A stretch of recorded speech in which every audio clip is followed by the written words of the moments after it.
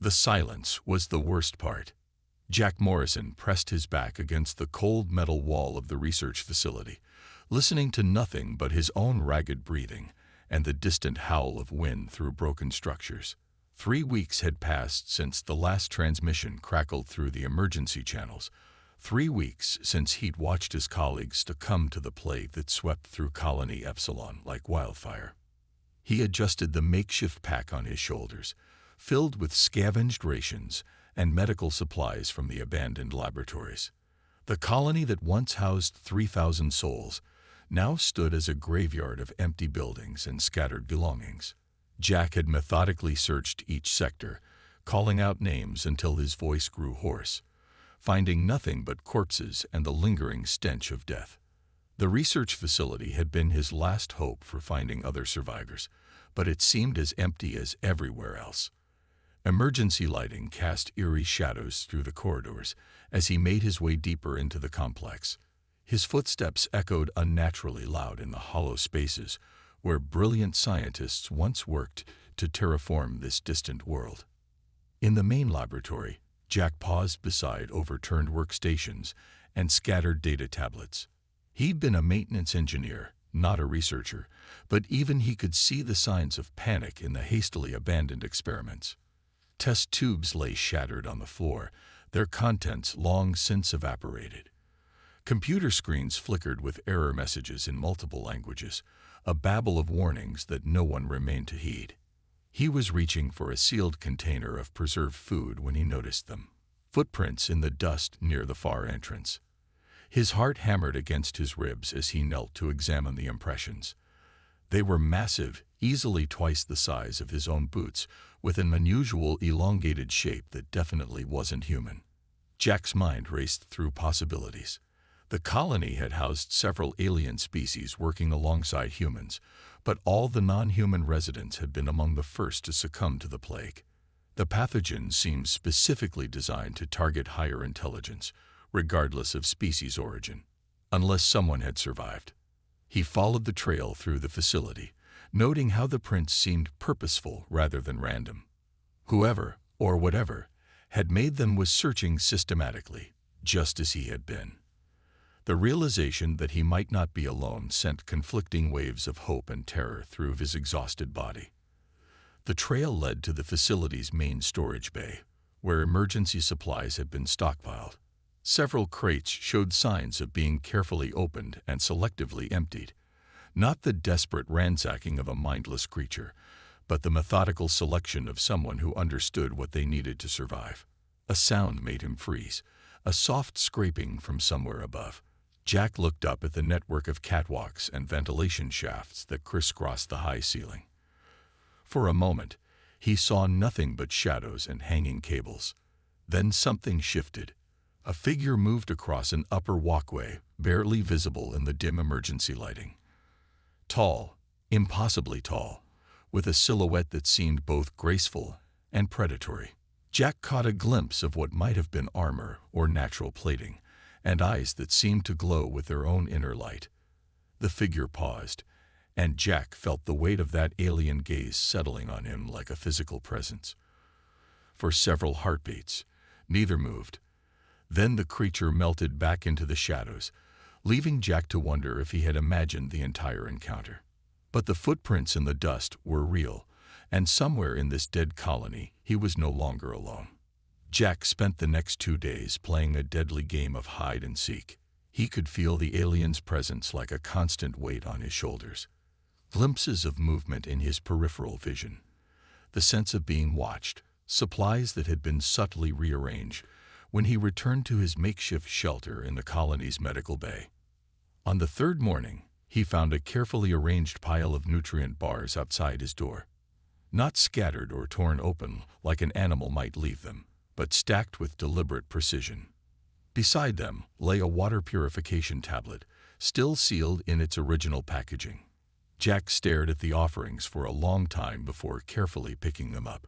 The gesture was unmistakably peaceful, an attempt at communication through action rather than words.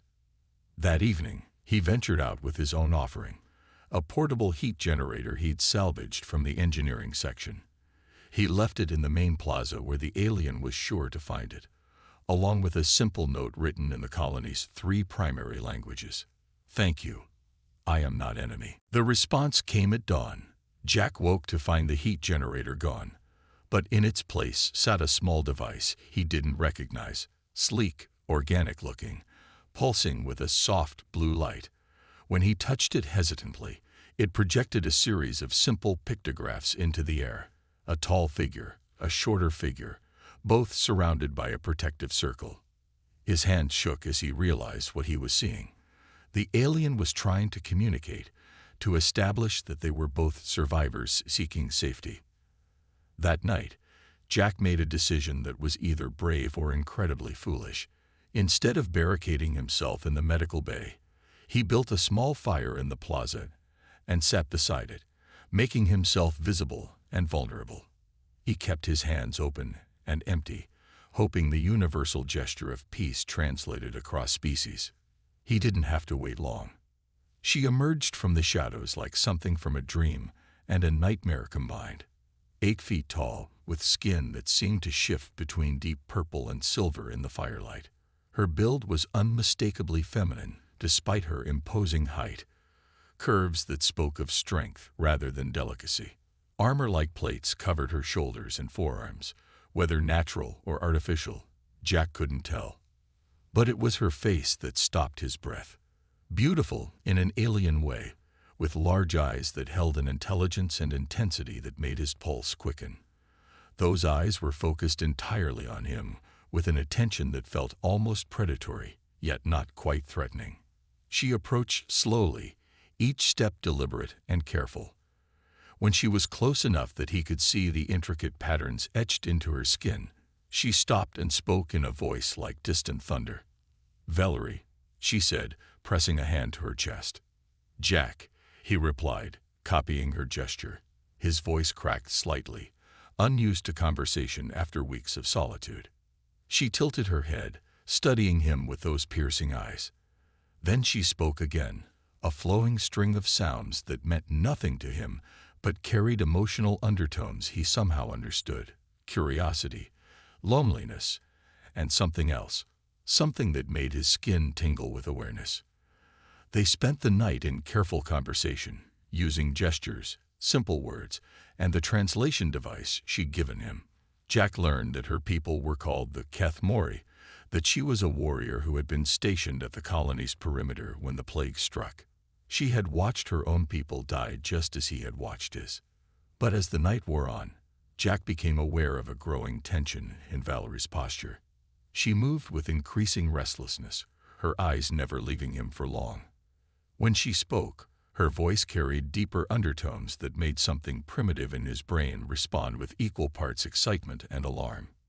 Through halting communication, she managed to convey something that made Jack's heart race. Her species experienced powerful mating cycles, and hers had begun. With no others of her kind available, her instincts were focusing on the only other intelligent being she'd found. Him. Not force, she said carefully in heavily accented English, the translation device helping her find the words. But need. Strong need. Jack stared at her, understanding flooding through him. The intensity of her attention, the way she moved, the underlying tension. It all made sense now. She wasn't just lonely. She was driven by biology towards something she couldn't control. "I understand," he said softly, though he wasn't sure he understood anything at all. As dawn approached, they made an unspoken agreement to share the shelter of the medical bay. Valerie curled up on the far side of the room, but Jack could feel her awareness of him like heat radiating across the space between them. Sleep came fitfully, filled with dreams of alien eyes and the promise of complications he wasn't prepared to face. Over the following weeks, necessity forced Jack and Valerie into an increasingly intimate partnership. The colony's automated systems were failing, and the mutated creatures that had begun emerging from the planet's changed ecosystem grew bolder in their attacks on the settlement. Jack's engineering skills complemented Valerie's warrior training perfectly. While he worked to maintain their shelter's defenses and life support systems, she hunted the twisted creatures that had once been the planet's docile herbivores. Together, they developed an efficient routine of survival that began to feel less like desperation and more like partnership. The translation device improved their communication daily, learning from their interactions and building a bridge between their languages. Jack discovered that Valerie possessed not just physical strength, but a keen intelligence and unexpected gentleness. She would sit for hours watching him work, asking questions about human technology and culture with genuine curiosity. "Your people," she said one evening as they shared their meal by the restored heating unit, "they choose mates, not cycles." Jack paused, considering how to explain human relationships to someone whose biology operated so differently. "We choose, yes, but we also feel attractions, desires, sometimes very strong ones." Valerie's eyes focused on him with that intensity he'd grown accustomed to. "You feel desires now?" The question hung in the air between them, loaded with implications they'd both been carefully avoiding. Jack felt heat rise in his cheeks, but he didn't look away from her gaze. "Yes," he admitted quietly. She moved closer, close enough that he could see the intricate patterns on her skin shift color slightly. "My cycle grows stronger, but not only cycle now. You are interesting. Your mind, your kindness. You make choosing easy." Before Jack could fully process her words, alarms began blaring throughout the facility. The perimeter sensors had detected a massive creature approaching, something far larger than the usual predators that stalked the ruins. They moved together with practiced efficiency, Jack monitoring the sensors while Valerie prepared her weapons. The creature was enormous, a fusion of several species twisted together by the plague's mutagenic effects. It began tearing through their outer defenses with terrifying ease. "We can't fight that thing directly," Jack said, his mind racing through options. Valerie's response was to begin stripping off her armor plating, revealing more of the beautiful alien curves beneath. "Fight better without weight. More speed." Jack tried to keep his focus on the tactical situation, but the sight of her preparing for battle, graceful, deadly, magnificent, sent his pulse racing for reasons that had nothing to do with fear. The battle was brutal but brief. Valerie's speed and Jack's knowledge of the facility's layout allowed them to trap the creature in a section that could be sealed and flooded with toxic gas. As the immediate threat passed, they found themselves pressed together in the narrow maintenance corridor they'd used to flank the beast. The adrenaline of combat, the weeks of growing tension, and the simple fact that they were alive when so many others weren't, it all crystallized in a moment of perfect clarity. When Valerie looked down at him, her eyes bright with victory and need, Jack reached up to touch the shifting patterns on her face. Her skin was warm, almost hot, and incredibly soft despite its alien appearance. She leaned into his touch with a sound that was part purr, part sigh. "Jack," she whispered, his name becoming something musical in her throaty voice. "Are you sure?" he asked, even as his other hand found the curve of her waist. Instead of answering with words, she lifted him effortlessly, pressing him against the corridor wall, as she captured his mouth in a kiss that was nothing like human kisses, deeper, more intense, with undertones that seemed to resonate through his entire body. Later, in the safety of their shelter, they explored each other with a mixture of curiosity and growing passion. Valerie was incredibly gentle despite her size and strength, while Jack marveled at the way her alien biology responded to his touch. The differences between their species became bridges rather than barriers, each discovery adding to their intimacy. As they lay together afterward, Valerie's large form curled protectively around Jack's smaller frame. She spoke softly in her own language. The translation device was powered down, but Jack didn't need words to understand the contentment in her voice. For the first time since the plague, he felt truly safe. Not just physically, but emotionally complete in a way he'd never expected to find with anyone, let alone someone from another world. Outside their shelter, the dead planet continued its slow recovery, but inside, Two survivors had found something worth living for. 3 months into their partnership, Jack and Valerie had transformed the medical facility into something resembling a home. Jack's engineering expertise had restored full power and climate control, while Valerie's additions, hunting trophies, carved symbols from her culture, and bioluminescent plants she'd cultivated, gave their space warmth and personality. Their relationship had evolved beyond the initial urgency of Valerie's mating cycle into something deeper and more complex. They'd developed their own language of touch and gesture, a intimacy that transcended the barriers between their species. "Show me again," Valerie requested one evening, watching Jack repair a damaged communication array. Her cycle had passed, but her fascination with him had only grown stronger. Jack looked up from his work, catching the particular tone in her voice that he'd learned meant she was thinking about more than just his technical skills. "Show you what?" She moved behind him, her large hands settling on his shoulders with a possessiveness that made his breath catch. "How you make the lights dance. Your fingers are so quick, so precise." Her touch sent familiar warmth coursing through him. Even after months together, the simple contact of her skin against his could ignite desires that left him dizzy. "The lights dance because electricity follows the path I create for it," he explained, continuing his work even as she began tracing patterns on his arms. "It's about understanding the flow, directing it where you want it to go. Like this?" Her fingers followed the contours of his muscles, and Jack felt his concentration wavering. "Something like that," he managed, setting down his tools before he damaged something important. She turned him in his chair, studying his face with those mesmerizing eyes. "Your people have ceremonies for bonding, yes? Rituals to show commitment?" Jack's heart skipped.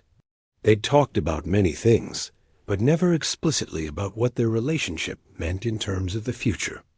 "We call it marriage. A promise to stay together, to build a life as partners." "My people have the HFY," she said, her voice taking on a formal cadence. "A warrior's bond, deeper than mating cycles, stronger than individual survival. 2. Become one unit, one purpose." She knelt beside his chair, bringing her face level with his, despite her impressive height. "I wish to know if you would accept the HFY with me." Jack reached up to cup her face, his thumb tracing the raised patterns on her cheekbones. "I don't know your customs, your rituals. I teach you," she interrupted gently. "As you teach me human ways. We make new traditions, just for us." That night, Valerie shared the stories of her people, their warrior culture, their deep bonds, their understanding of partnership as both physical and spiritual unity. In return, Jack told her about human concepts of love, commitment, and the way two people could choose to build a life together despite their differences. They created their own ceremony, combining elements from both cultures. Valerie taught Jack the ritual scars that HFY warriors used to mark permanent bonds, delicate cuts that would heal into permanent symbols of connection. In return, Jack gave her a ring he'd crafted from salvaged metals, explaining the human tradition of wearing a symbol of commitment. Their physical relationship deepened along with their emotional bond. Jack had learned to read the subtle changes in Valerie's bioluminescent markings that indicated her desires, while she had discovered exactly how to touch him to make him lose all coherent thought. They explored each other with the patience of lovers who had all the time in the world, learning to bridge the gaps between their alien biologies.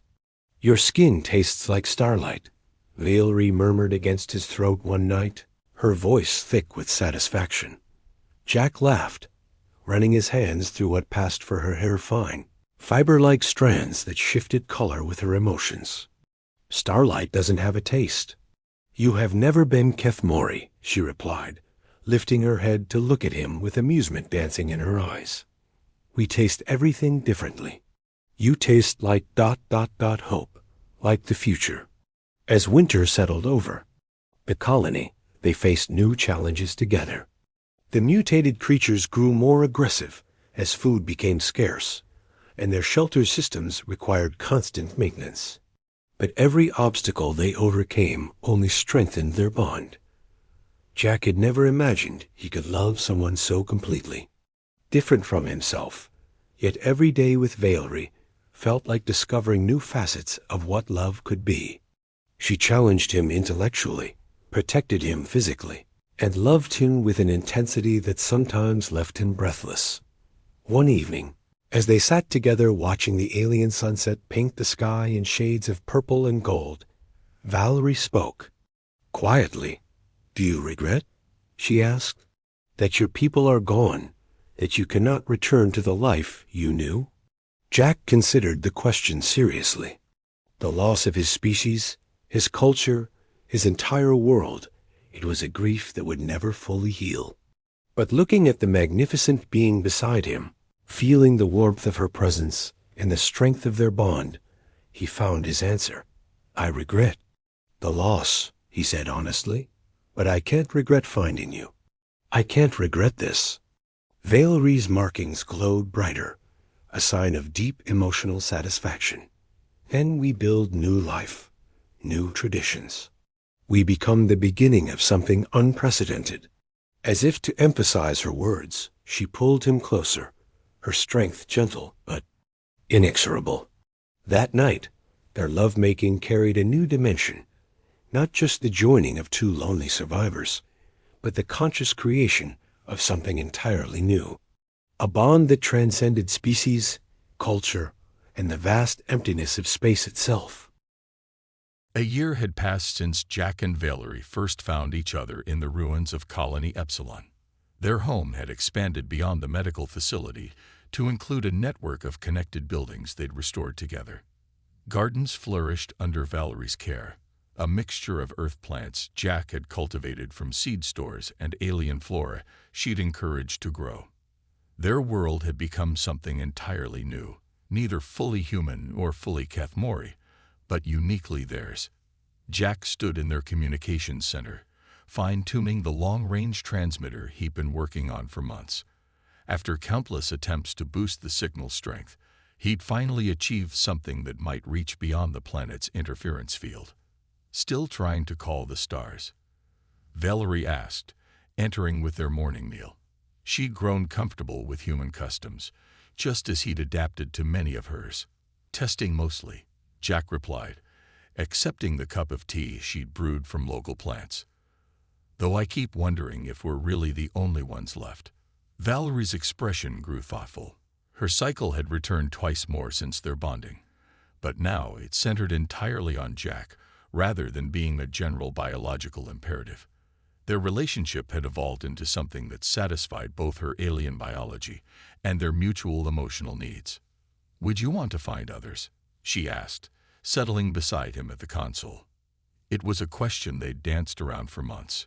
Jack's human heart longed for contact with his own species, while Valerie had expressed curiosity about whether any other Kathmori had survived. But they'd also built something precious in their isolation, a relationship that might be complicated by the presence of others. Before Jack could answer, the communicator crackled to life. Both of them froze as a weak signal fought through the static. "Anyone out there? Survivors on Beta Station. Repeat, this is Commander Elena Vasquez requesting assistance. If anyone can hear this." Jack's hands flew over the controls, boosting the signal and establishing a connection. "This is Jack Morrison, Colony Epsilon. Commander, you're not alone. We're here." The conversation that followed changed everything. Commander Vasquez led a group of 57 survivors, humans, Kathmori, and 3 other species, who had taken refuge in an orbital station when the plague struck. They'd been searching for other survivors for months, preparing to establish a new settlement. "Colony Epsilon still has functional infrastructure," Jack reported. "We've maintained power, water, and life support for 2 people. With work, we could expand to support more." "Jack," Valerie said quietly, her hand finding his. "This is what you wanted, contact with your people." He looked at her, seeing the mixture of hope and uncertainty in her expression. What we both wanted, he corrected. You mentioned other Cathmori survivors. The days that followed were filled with intense preparation and deeper conversations about their future. The survivors would arrive within 2 weeks, bringing with them the promise of rebuilding civilization, but also the reality that Jack and Valerie's unique world would never be the same. Are you afraid? Jack asked one evening as they lay together under the alien stars. That we'll lose what we have when others arrive. Valerie considered the question, her bioluminescent markings pulsing slowly with thought. I fear misunderstanding. Your people may not accept our bond. My people may not understand why I chose a human over our own kind. Jack traced the ritual scars they'd shared, permanent marks of their commitment to each other. Then we show them. We prove that love doesn't recognize species boundaries. She captured his hand, pressing it against the mark over her heart. We become example. We show that survival is not just about living, but about living well, living with purpose. The night before the survivors arrive, they made love with an intensity born of both celebration and uncertainty. Their bodies had learned each other completely, every touch perfectly calibrated to bring maximum pleasure. But beyond the physical connection lay something deeper, a spiritual and emotional bond that had sustained them through isolation and would now be tested by community. As they held each other afterward, Valerie spoke softly in the mixed language they'd developed, part English, part Cathmori, part purely their own invention. Whatever comes, she whispered, we remain united. Cathval is forever. Forever, Jack agreed, meaning it with every fiber of his being. The next morning, they stood together on the landing platform they'd prepared, watching as the first transport ship descended through the atmosphere. Jack felt Valerie's hand slip into his, her grip strong and sure. The survivors who emerged were a mixed group, humans, Cathmori, and other species, all looking around at the restored colony with wonder. Some stared openly at Jack, and Valerie's joined hands, but Jack found he didn't care about their reactions. Commander Vasquez approached them, her eyes taking in the obvious bond between the human and Cathmori. Mr. Morrison, I can't thank you enough for maintaining this facility. Your efforts have given us all a chance to start over. Our efforts, Jack corrected gently, squeezing Valerie's hand. We built this together. As the survivors began to explore their new home, Jack and Valerie watched with quiet satisfaction. They had created something unprecedented, not just a functioning colony, but a proof of concept for what the future could hold. A future where differences were bridges rather than barriers, where love could transcend any boundary. Ready for the next adventure? Jack asked, watching as human and alien children played together in the gardens they'd cultivated. Valerie's markings brightened with joy and anticipation. With you, always ready. Together, they walked toward the growing community, no longer the last survivors of their respective species, but the first pioneers of something entirely new. Their love story had begun in desperation and loneliness, but it would continue as a beacon of hope for a future where the universe itself wasn't large enough to contain the bonds between hearts.